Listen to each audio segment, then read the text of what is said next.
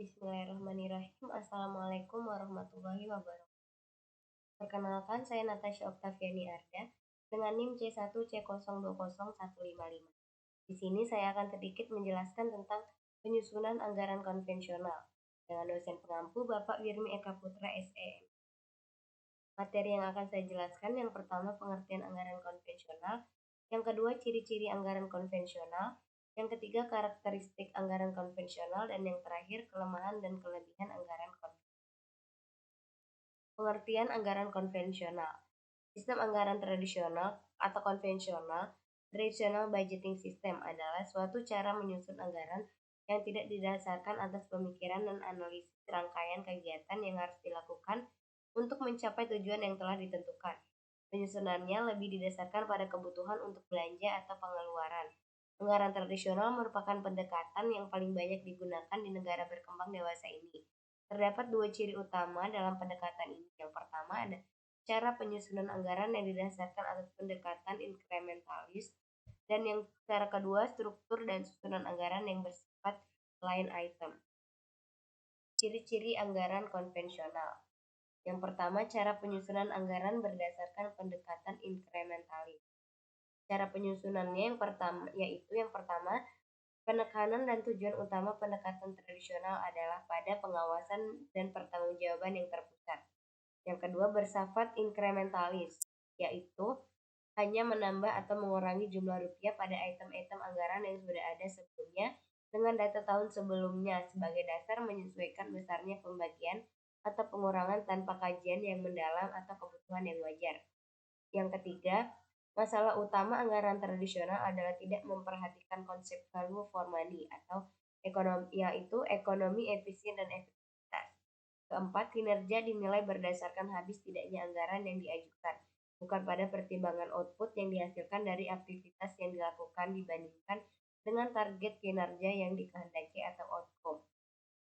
Yang kelima, cenderung menerima konsep harga pokok pelayanan historis atau historic of cost service.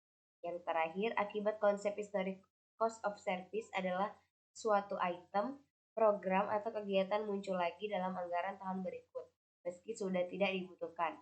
Perubahan menyangkut jumlah rupiah yang disesuaikan dengan tingkat inflasi, jumlah penduduk, dan penyesuaian lainnya. Ciri yang kedua ada struktur dan susunan anggaran yang bersifat line item. Yang pertama, struktur anggaran bersifat line item didasarkan atas sifat nature dari penerima dan pengeluaran. Yang kedua, tidak memungkinkan untuk menghilangkan item-item penerimaan atau pengeluaran yang sebenarnya sudah tidak relevan lagi. Yang ketiga, penilaian kinerja tidak akurat karena tolak ukur yang digunakan hanya pada ketaatan dalam menggunakan dana yang diusulkan. Yang keempat, dilandasi alasan orientasi sistem anggaran yang dimaksudkan untuk mengontrol pengeluaran, bukan tujuan yang ingin dicapai dengan pengeluaran yang dilakukan.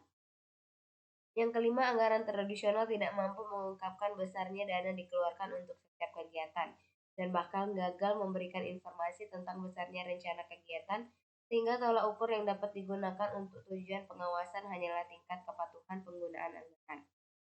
Yang selanjutnya, metode line item budget tidak memungkinkan untuk menghilangkan item-item penerimaan atau pengeluaran yang telah ada dalam struktur anggaran, walaupun sebenarnya secara real, item tertentu sudah tidak relevan lagi untuk digunakan pada periode sekarang.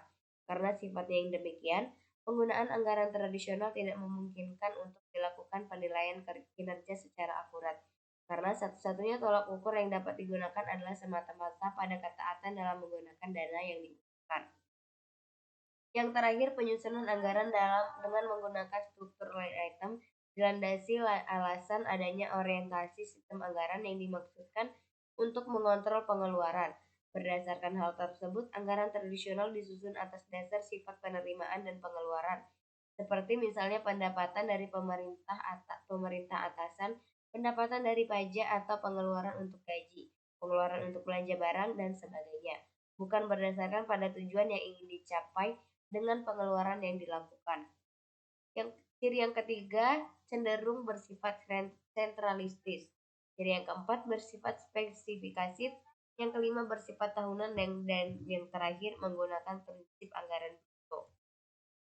Karakteristik anggaran konvensional. Karakteristik yang pertama sentralistis, yang kedua berorientasi pada input, yang ketiga tidak terkait dengan perencanaan jangka panjang, yang keempat line item dan inkrementalis, yang kelima batasan departemen yang kaku atau rigid departemen, selanjutnya menggunakan aturan klasik, selanjutnya vote accounting, dan selanjutnya prinsip anggaran bruto, dan karakteristik yang terakhir bersifat tahunan. Kelemahan dan kekurangan anggaran konvensional. Yang pertama, hubungan yang tidak renemidai atau terputus antara anggaran tahunan dengan rencana pembangunan jangka panjang. Yang kedua, pendekatan inkremental menyebabkan sejumlah besar pengeluaran tidak pernah diteliti secara menyeluruh efektivitasnya. Yang ketiga, lebih berorientasi pada input daripada output.